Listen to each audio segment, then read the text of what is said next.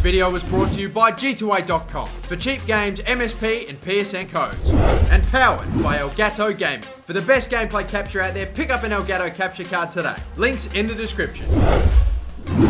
Hey guys, how's it going? MasterBucks here. Welcome to the introduction of the brand new J-Bucks Medal Road to Glory career mode with Portsmouth. Of course, I said a very, very long time ago that I'd be doing this career mode with Portsmouth. And of course, as you guys would know, I always like to leave my Road to Glory career modes right toward the end, the final career mode that we do to see out whatever FIFA we're currently on. Of course, this time it's FIFA 16, and this time we're doing it with Portsmouth. Now, as soon as I found out that Fratton Park, of course the Portsmouth Stadium, was being put into FIFA, I immediately, almost then and there, decided, yep, this is the team that I'm going to be doing my Road to Glory with. As I'm sure plenty of other YouTubers have, and I know plenty of other YouTubers have done a Portsmouth career mode, but this one, obviously, if you guys should know, is going to be very, very different compared to anything else that you have seen. Not just because of the J-Bucks medal aspect of it, but because of the fact that I've left it pretty much right toward the end. There's a very, very different team than what Portsmouth was at the start. So you guys don't have to worry about seeing basically a repeat of what everyone else has done with their Portsmouth career modes, because this is going to be unlike any other Road to Glory career mode that you have seen. And of course, I'm going to try to make it the best Portsmouth career mode that you have seen. So finally, let's actually get into it then. Let me introduce you and let me go through some of the changes that are going to be made to this year's J-Bucks Medal Road to Glory career mode compared to last year's. For those of you that don't know how it works, at the end of every single game for every single season in the career mode, a player that gets man of the match that I choose will be given points. We then tally up those points, and at the very end of the season, we then see who wins the J-Bucks medal, which goes to the player of the season.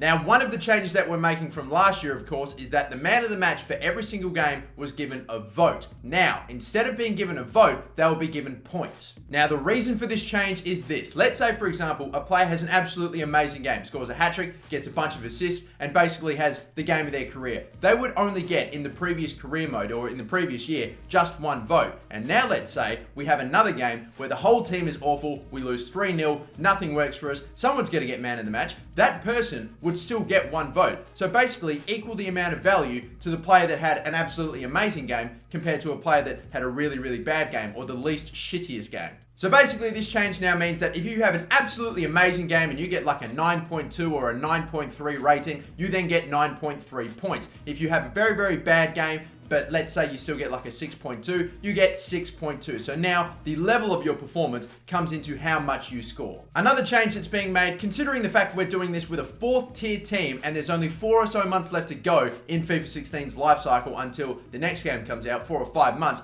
we are going to be not doing it too much, obviously. We're only going to be doing it very, very little. But to help progress the career mode, we will be simming a game or two here and there. And with the fact that we can actually now go and check someone's score in their squad rankings for every previous game, we can now sim a match and basically delegate man of the match to the game. So if I was to simulate a game, all I'd have to do is go back into the squad rankings, see what the player that got the highest rating was, because it does show you, and that person will be given man of the match, and that score will go toward their total. Now, I'm always listening to you guys, and I'm always taking your input, and I do know that there are some of you that maybe don't feel as good about simming as others, so I've taken that in my stride. I'm not going to be simulating as much as I have done previously. I'm going to try to play as many games as possible, but if I feel the career mode isn't moving enough at a steady enough pace and we're not progressing fast enough, then I will maybe up the simulator games just a little bit, because that's the only reason I do it. If I could play every single game and, you know, still be able to reach the Champions League and the Champions League final by the end of FIFA 16, then I'd 100% do it. But the only reason that I sim is just because I want to progress through the career mode, because if I don't, sometimes it would actually take almost double the amount of time and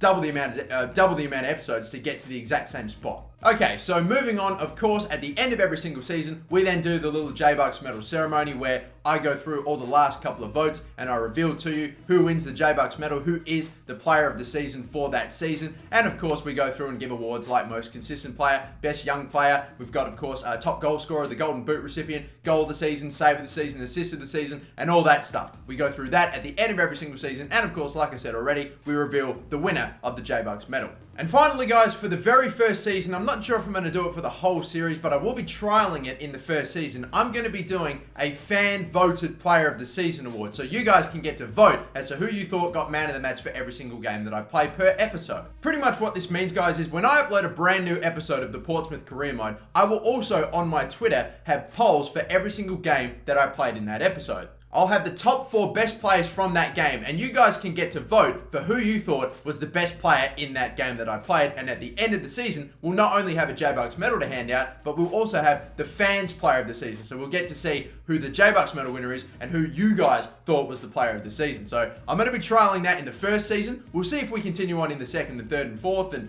we'll see where we go from there, but only time will tell. One more thing I should probably mention, guys, one quick change that we're making from last year's J-Bucks Medal Career Mode is the fact that friendly matches now will earn players points, because in the past, we didn't really play friendly games, we just sort of sim them. They were just games that were there was nothing to be played for, they weren't competitive, they weren't playing for points, and there was no real prizes or anything like that. But now that there are friendly tournaments in Career Mode, there is a very nice amount of cash, especially for Road to Glory teams to play for. So these games now are competitive in my eyes, and so I will now be giving out points and man of the match votes to these friendlies as well. But guys, that's going to do it for the introduction. I'm pretty confident I've touched on almost everything I've really needed to, so hopefully you guys have your heads around how it's all going to work, and that'll do it for me. Thank you so much for watching. The Portsmouth Career Mode begins in just a matter of days. Get ready for it. Don't forget to like and subscribe so you don't miss it. And until next time, have a good one. Bye-bye.